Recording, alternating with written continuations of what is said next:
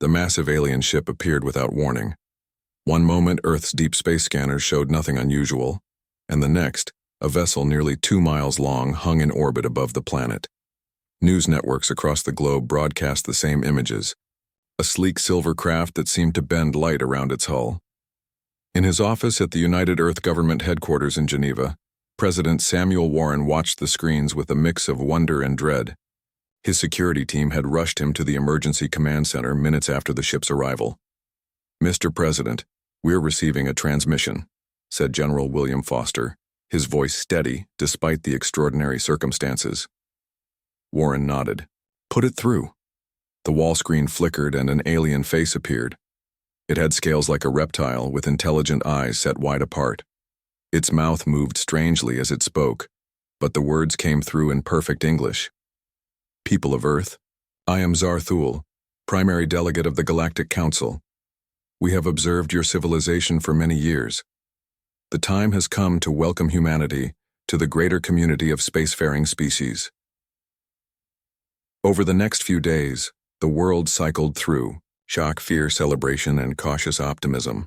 The Galactic Council, according to Zarthul, included over 40 intelligent species from across the Milky Way. Earth was being invited to join this ancient alliance of worlds. Ambassador Daniel Wright sat alone in his apartment, watching the rain fall over Washington, D.C. The former UN Secretary General had been retired for 3 years, enjoying a quiet life of writing and teaching. That peace had been shattered by a phone call from President Warren himself. "They're asking for you specifically, Daniel," the president had said. "The aliens reviewed our broadcasts and history. They want our most experienced diplomat." Wright's phone buzzed. It was Dr. Alan Monroe, the xenolinguist who'd been working directly with the alien delegation. "Ambassador, I've finished analyzing their language patterns," Monroe said without preamble. "There's something odd about their speech. The way they talk about humans. There are undertones I can't quite place." "Concerning undertones?" Wright asked. "Not exactly hostile, but cautious. Like they're choosing their words very carefully." Wright sighed. "I'd expect nothing less from an advanced civilization making first contact. Keep analyzing, Alan. I need every advantage I can get." 3 days later, Wright stood on the landing pad at the newly constructed First Contact facility outside of Denver. Next to him, Captain Olivia Reyes adjusted her dress uniform. As commander of the EDS Valiant, Earth's most advanced spacecraft, she had been chosen to lead the security detail for the diplomatic mission. "Are you nervous, Ambassador?" she asked. Wright smiled slightly. "If you're not nervous about being the first human to visit an alien council, you don't understand the situation." "My team is ready," Reyes said.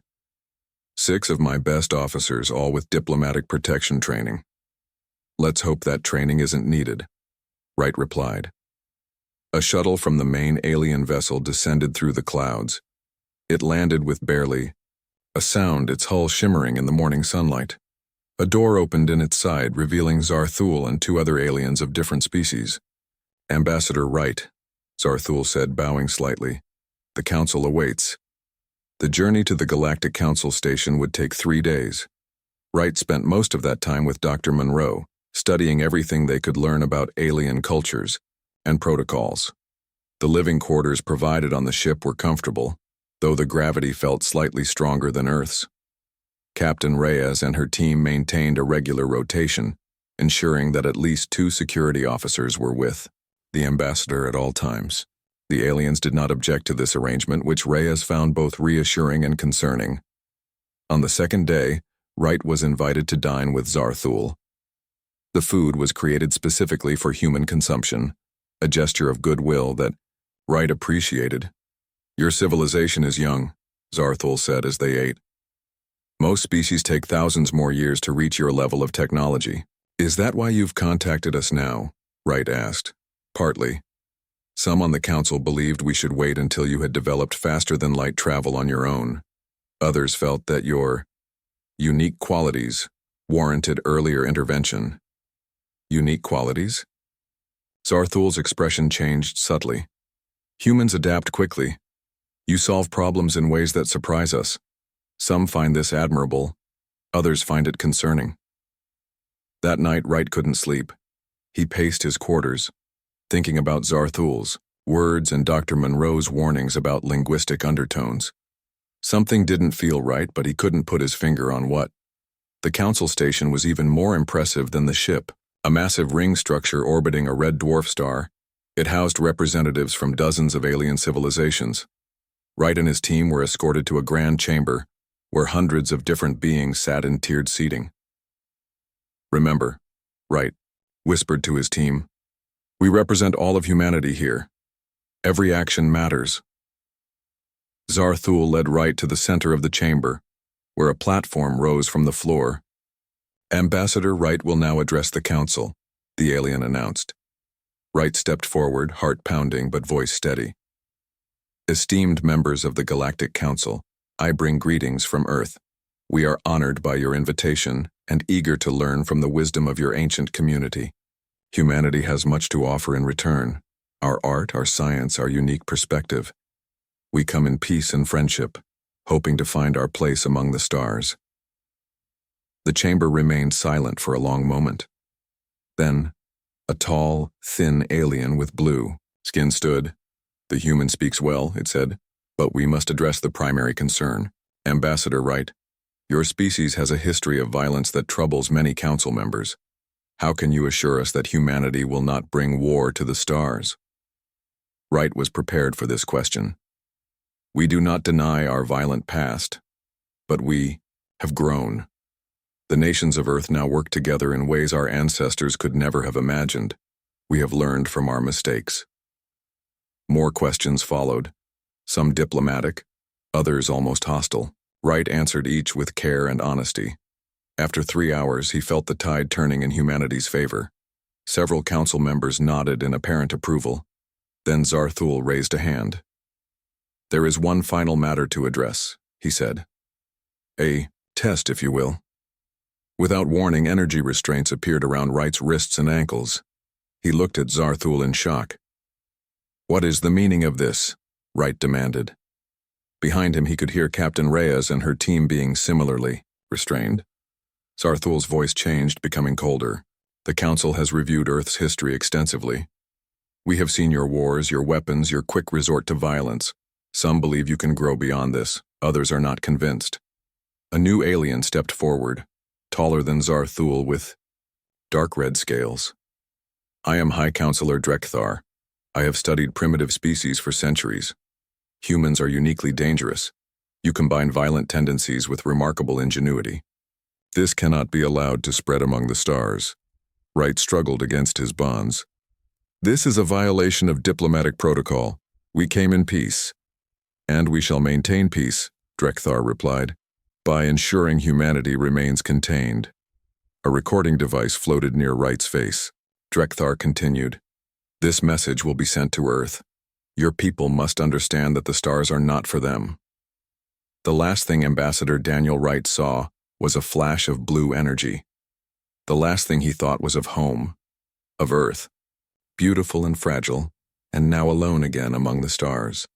3 days later, every screen on Earth displayed the same horrible image: Ambassador Wright, executed before the Galactic Council, his body crumpling to the floor as alien voices declared humanity too dangerous to join their community. And in that moment, something changed in the human spirit. Grief turned to rage. Division turned to unity.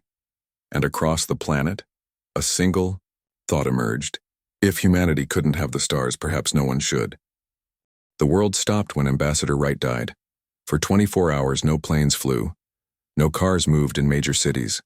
People gathered in silent crowds, watching the same terrible footage over and over. The alien ship that had brought such hope now loomed in Earth's orbit like a threat. In the emergency command center beneath Geneva, President Samuel Warren had not slept for 2 days. His eyes were red-rimmed as he stared at the reports from Earth's defense forces. "They've positioned 7 more ships at key points around our solar system," Admiral Catherine Martinez said, pointing to the holographic display. "They're creating a blockade." Warren rubbed his eyes. "And our options?" Limited, Mr. President, she replied honestly. Their technology is centuries beyond ours. Our best weapons would barely scratch their smallest vessels. The room fell silent. 20 of Earth's top military and political leaders sat around the table, each face showing the same mix of anger and helplessness. Show me the execution footage. Again, Warren said suddenly. An aide hesitated. Sir, you've seen it 15 times. Show it, Warren insisted. The screen flickered to life, showing Ambassador Wright's final moments. But this time, Warren wasn't watching Wright. He was studying the aliens in the background. Stop there, he said. The image froze on a frame showing several council members. Look at their reactions. Not all of them agree with this. Dr. Lisa Collins, the lead scientist analyzing alien communications, leaned forward. He's right.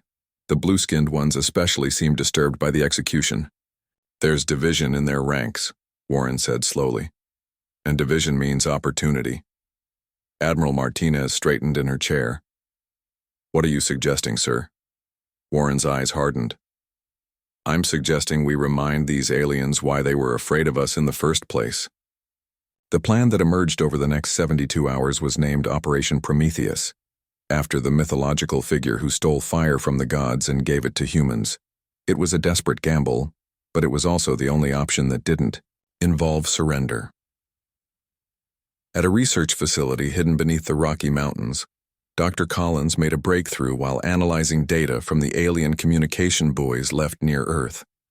Their shield technology has a frequency vulnerability, she explained to John Nakamura, the former Special Forces operator now heading Earth's intelligence gathering. It's similar to how crystal shatters when exposed to certain sound frequencies. Nakamura nodded. Can we exploit it? Maybe, Collins replied, but we'd need to get close enough to test it, and they're not exactly inviting us over for coffee. Meanwhile, Captain Olivia Reyes and the other survivors from the diplomatic mission were being held on the alien mothership. They were not mistreated, but neither were they free to leave. From her cell, Reyes watched alien ships coming and going, mentally cataloging everything she saw. Her guard was an alien species she hadn't seen before, smaller than Zarthul's kind, with 4 arms and smooth gray skin. It brought her food 3 times a day and occasionally tried to communicate. After a week of captivity, Reyes noticed the guard seemed curious about humans. When it brought her meal, she pointed to herself and said, Olivia. The guard hesitated, then pointed to itself and made a sound like water running over stones. Can I call you River? Reyes asked. The alien tilted its head, then nodded slowly. Over the next few days, Reyes built a cautious rapport with River. She learned basic words in its language and shared simple English phrases. More importantly, she learned that not all species in the Council agreed with Earth's quarantine. Some, including River's people, had argued against Wright's execution. Why? Reyes asked, mimicking the alien word she'd learned for why. River made a series of gestures that Reyes interpreted as explaining politics. Some council members feared humans, others saw potential allies. Drekthar, Reyes said, naming the alien who had ordered Wright's execution. River's skin darkened, a sign of emotion. It made a cutting motion with one hand. Enemy? Reyes guessed. River nodded. Back on Earth, preparation for Operation Prometheus reached its final stages. The EDS Valiant, Earth's most advanced military vessel, had been retrofitted with experimental weapons based on Dr. Collins' research. 3 other ships had been similarly equipped. It was nowhere near enough to win a war, but it might be enough. To deliver a message, Admiral Martinez addressed the volunteer crews. This is likely a one-way mission, she said bluntly.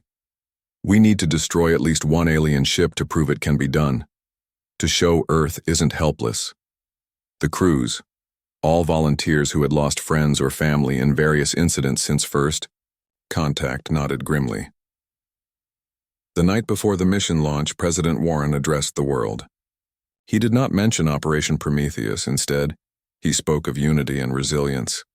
For all our history, humans have looked to the stars with hope, he said. That hope has been answered with cruelty and dismissal, but we are not a species that accepts imprisonment. We are not a people who will quietly fade away. Unknown to most civilians, even as Warren spoke, the attack fleet was already positioning itself for launch. The plan was simple. The EDS Valiant would lead an apparent diplomatic approach to the blockade, transmitting peace messages. Once close enough, they would activate Dr. Collins' frequency weapon and attempt to disrupt the alien shields. Captain Eric Bowman commanded the Valiant in Reyes's absence. All systems ready, he reported as the ship accelerated toward the blockade. Point near Mars orbit. Remember, Admiral Martinez said through the secure channel from Earth, we need proof that their ships can be damaged. Even if you only destroy one, that's enough to change the equation. The alien blockade ships detected the approaching Earth vessels immediately. Warning messages flooded the communication channels. Return to Earth orbit immediately, the alien commander ordered. This zone is restricted. We come to negotiate.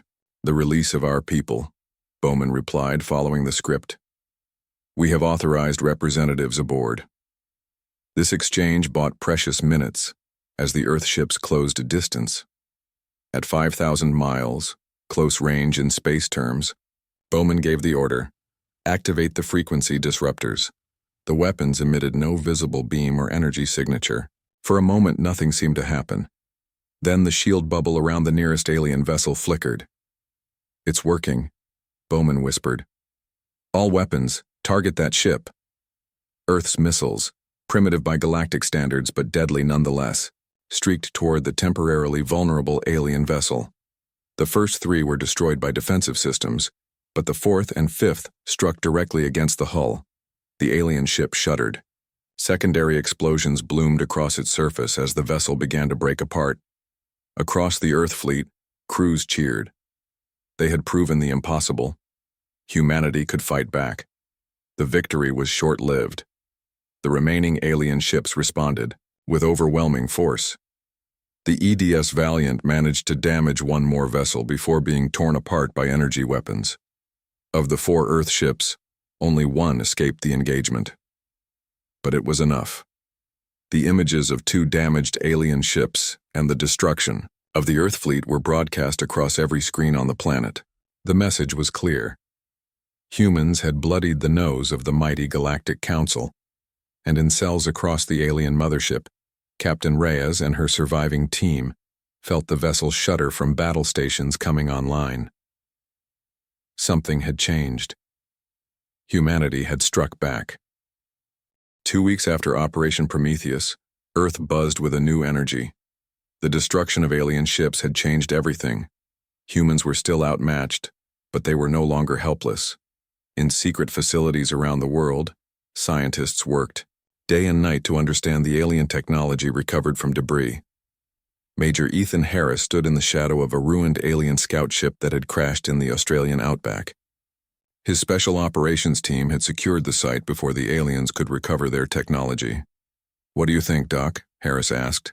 Dr. Nicole Garcia ran her scanner over a damaged section of hull. "Their materials science is incredible. This metal absorbs energy rather than reflecting it. Can we replicate it?" "Not easily," Garcia admitted. "But we can adapt our weapons to exploit its weaknesses." Harris nodded. His team had been tasked with the most dangerous missions: boarding, actions against alien ships. So far, they had captured 3 small vessels and a communication relay. Each victory was small, but the intelligence gained was priceless. "I need better tools for my people," Harris said.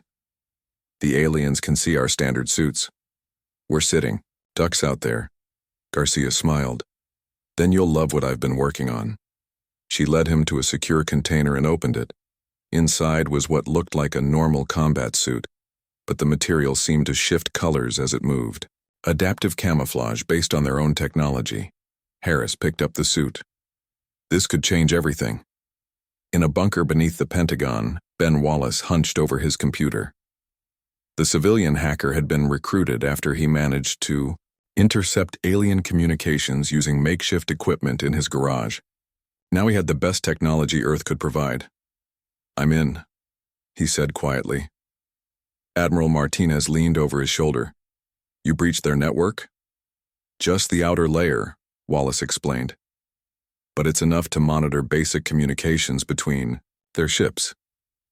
Martinez's eyes widened as she watched data flow across the screen. Can you translate it?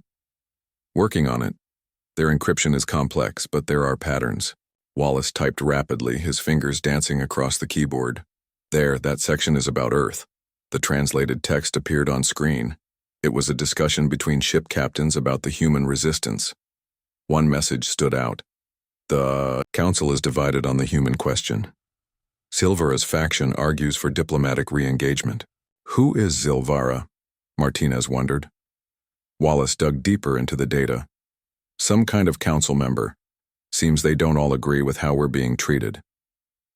Back on the alien mothership, Captain Reyes continued her careful communications with River, her alien guard. Today, River seemed agitated, checking the corridor repeatedly before entering Reyes's cell. Humans fight, River said in broken English.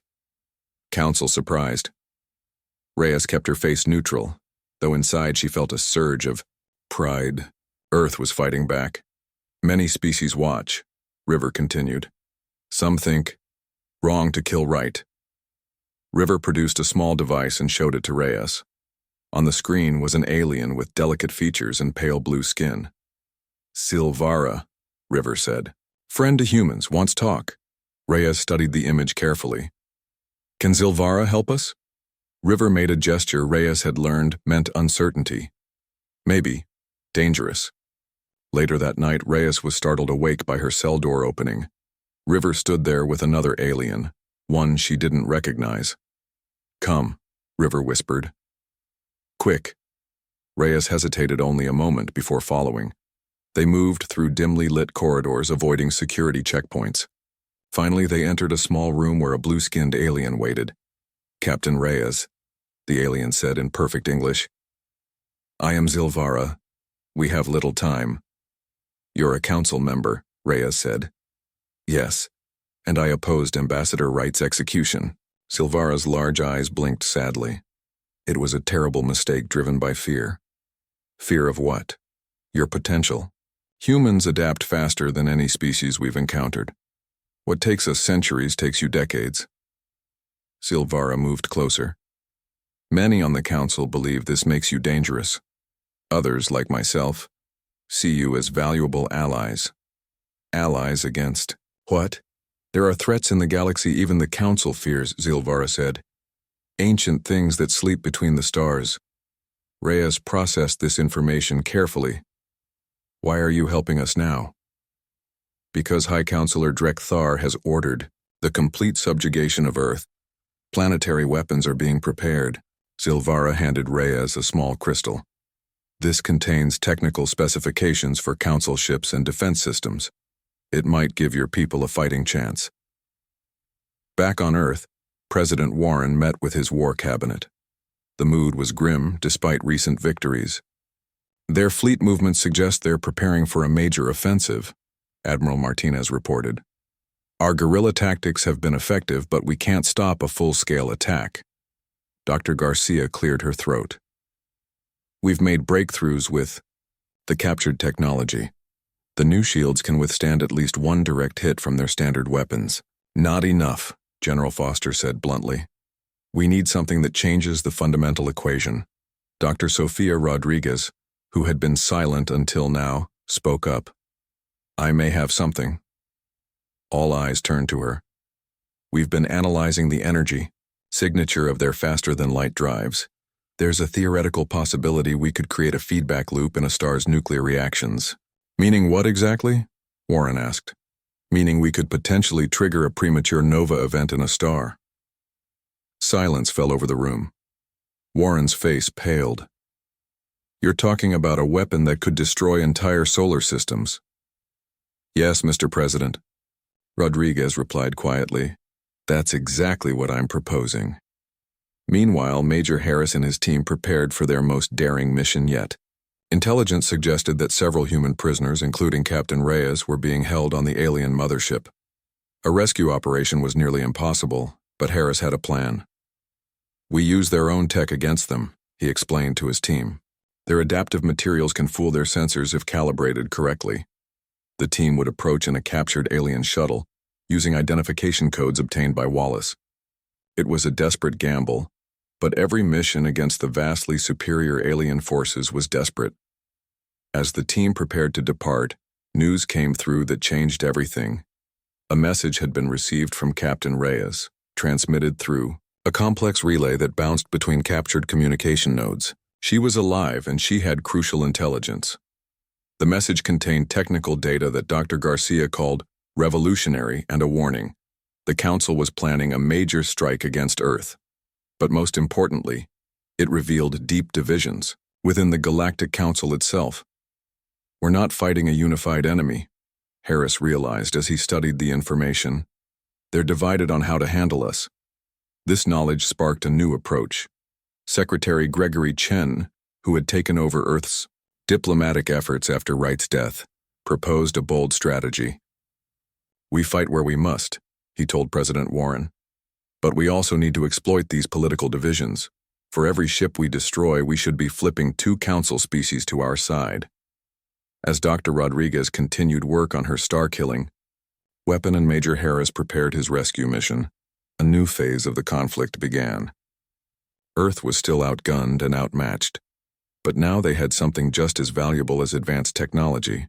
They had intelligence about their enemy's weaknesses, and in the cold depths of space, the first seeds of a new galactic order were being planted, one where humanity would not be dismissed so easily again. The alien mothership hung like a silver dagger against the blackness of space. Inside its vast hull, Major Ethan Harris and his team moved silently through the corridors. Their stolen alien technology worked perfectly. The ship's sensors registered them as maintenance drones. 2 guards ahead, whispered Sergeant Linda Powell, reading data from her scanner. Standard rotation in 30 seconds. Harris nodded. They waited in silence until the guards moved away, then continued toward the prison section. Intelligence from Zilvara had provided them with the ship's layout, but every step remained dangerous. After 20 minutes of careful movement, they reached the detention level. Harris used a code cylinder provided by Zilvara to open the main door. Inside, they found rows of cells. Captain Reyes? Harris called softly. A figure moved in one of the cells. Major Harris, is that really you? Using the override codes, Harris opened Reyes's cell. She looked thinner but otherwise unharmed. Behind her stood a small, gray-skinned alien with 4 arms. This is River, Reyes explained quickly. A friend. We're taking it with us. Harris didn't argue. They freed the other human prisoners, 12 in total, and began their withdrawal. The rescue had gone perfectly, perhaps too perfectly. Something's wrong, Reyes whispered as they approached the hangar where their stolen shuttle waited. This was too easy. As if summoned by her words, alarms began to blare throughout the ship. A voice spoke in the alien language, then switched to English. Attention all security forces. Human infiltrators detected in Section 7.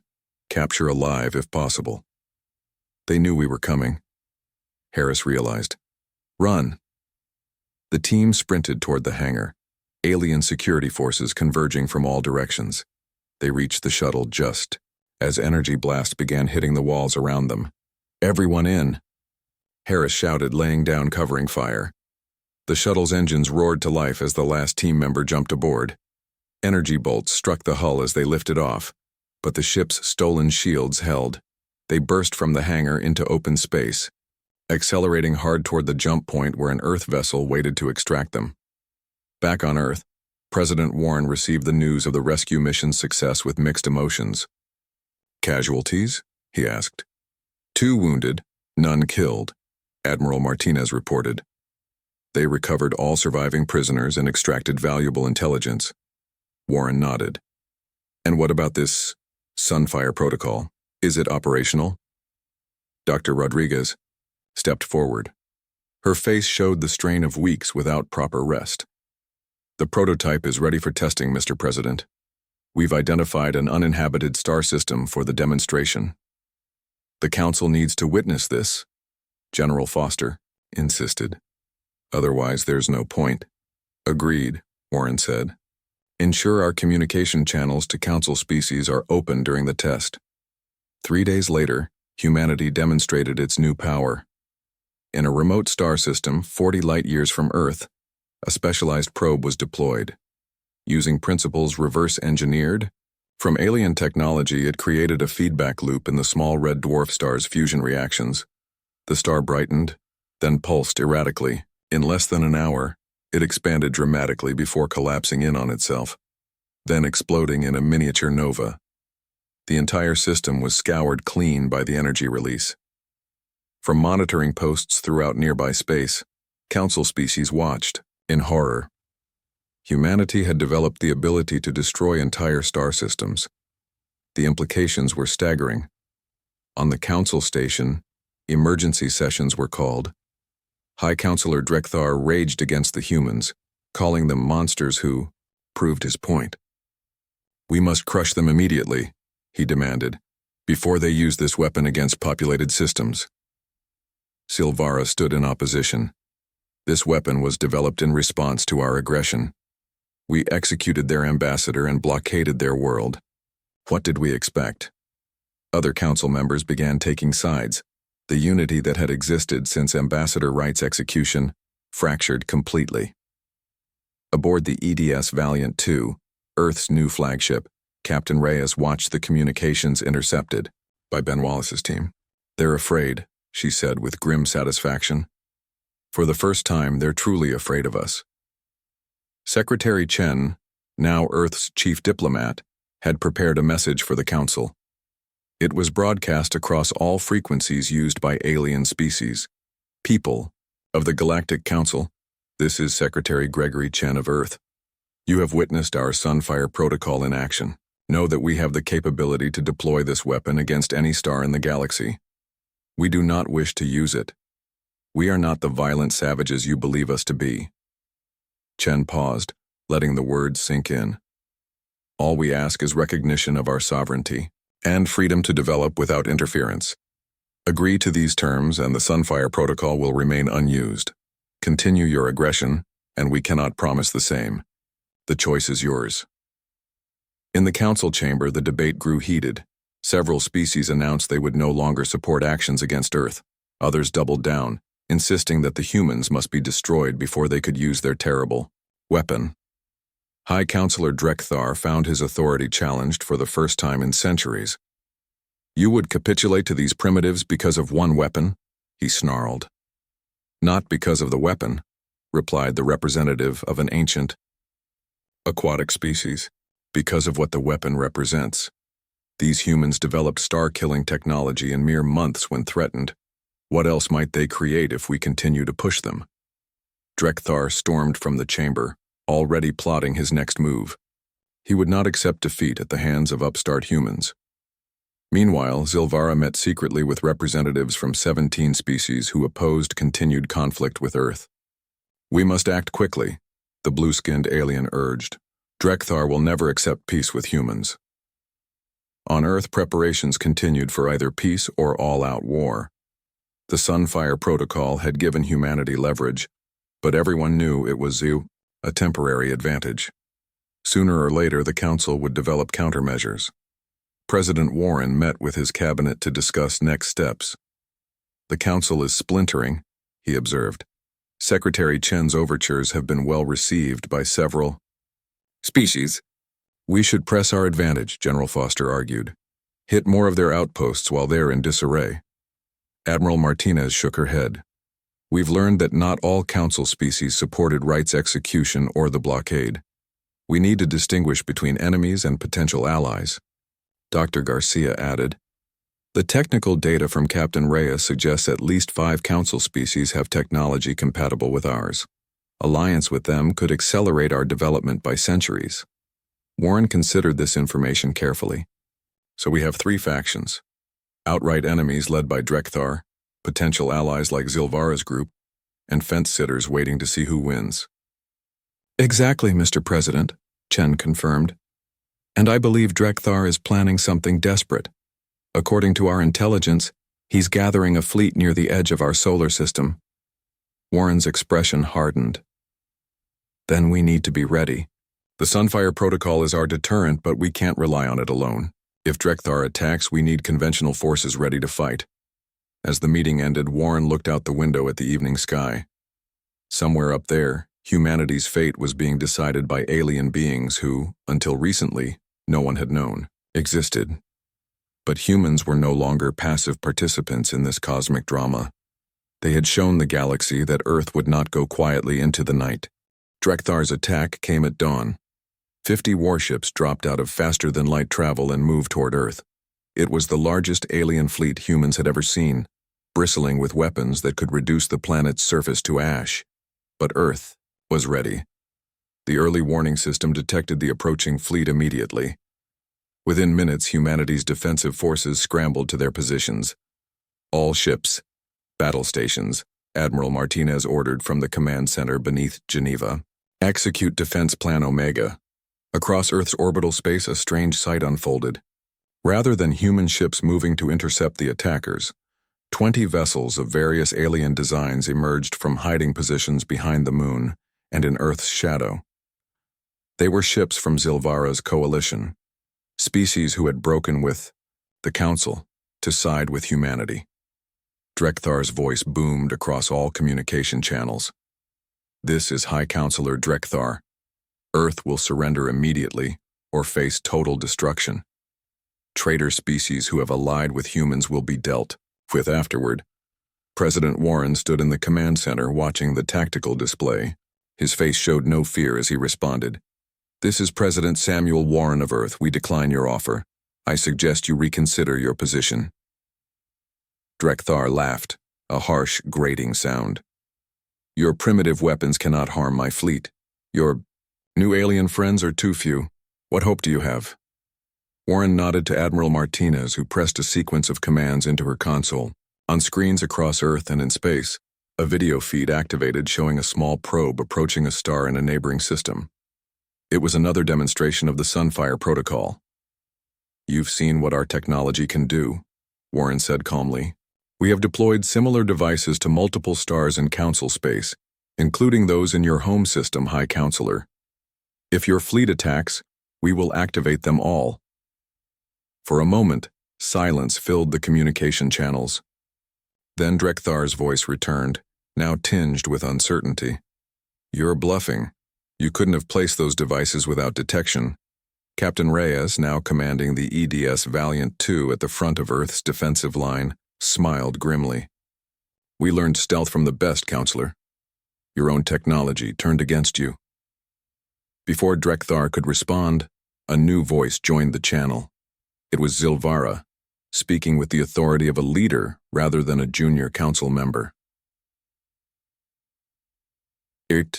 Counselor Drekthar, you no longer speak for the Council. 17 species have formed a new coalition with humanity.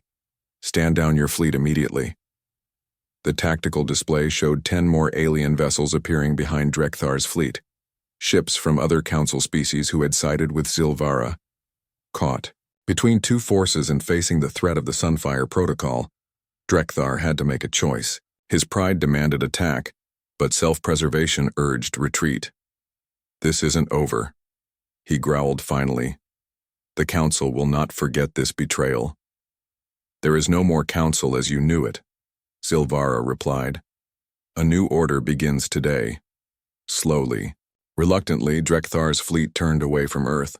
They accelerated to the jump point and disappeared into faster-than-light travel. The immediate threat had passed, but everyone knew this was just the beginning of a new chapter. 2 weeks later, representatives from Earth and 17 alien species gathered in a newly constructed dome in Geneva.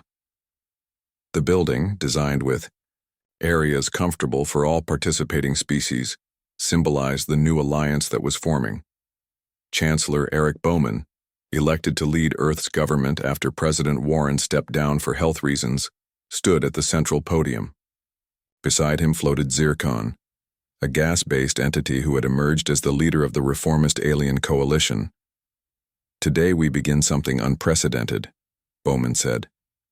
Not a human alliance, not an alien alliance, but a true interspecies coalition, based on mutual respect and shared interests. Zircon's translator converted his gaseous vibrations to speech. For too long, the council ruled through fear and tradition. Together, we will build something better. In the audience, Captain Reyes sat with Dr. Garcia and Major Harris. All three had been promoted for their roles in Earth's defense. Reyes leaned toward her colleagues. Did you ever imagine we'd be here when we saw Ambassador Wright executed? Never, Harris admitted. I thought we were finished. They underestimated human adaptability, Garcia said. Just like Zilvara warned them. At the diplomatic reception afterward, Zilvara approached the three humans. Captain Reyes, I have news you might appreciate. River has been appointed as the permanent liaison between its species and humans. Reyes smiled. I'm glad. Without River's help, none of this would have been possible. Zilvara's expression grew serious. You should know that Drekthar has retreated to his core systems with his loyalists. He's building new alliances among species who fear human potential.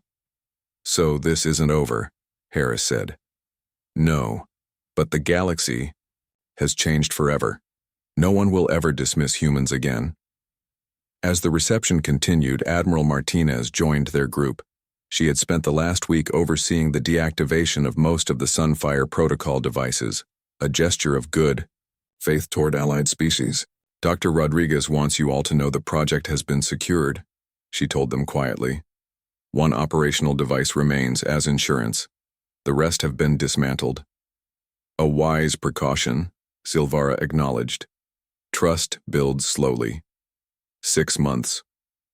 Later, the first true human interstellar vessel prepared for launch, the EDS Ambassador Wright, named in honor of the martyred diplomat, represented technology from 6 different species, combined with human innovation. Admiral Reyes stood on the bridge, now the fleet commander overseeing humanity's expansion to the stars. Beside her, Ambassador Julia Patel prepared for her role as Earth's primary diplomat to alien worlds. It's beautiful, Patel said, looking at the gleaming ship through the viewport. Yes, Reyes agreed.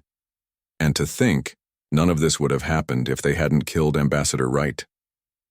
His death changed everything, Patel said. It united Earth like nothing before, and divided the Council, Reyes added. Their greatest mistake was showing us what we could accomplish when threatened. As the Ambassador Wright departed on its maiden voyage, ceremonies were held across Earth. In the new Galactic Assembly Hall in Geneva, a memorial to Daniel Wright stood at the center, a simple stone column with his image and final words, "We come in peace and friendship, hoping to find our place among the stars." Earth had found that place, though not in the way anyone had expected. Humanity's response to betrayal had reshaped the galaxy. The species that had once been dismissed as too violent had proven itself capable of both terrible destruction and remarkable cooperation. And in the vast darkness between the stars, word spread quickly among spacefaring civilizations. If you value your existence, never threaten Earth. Humans don't just fight back, they change the rules of the game entirely.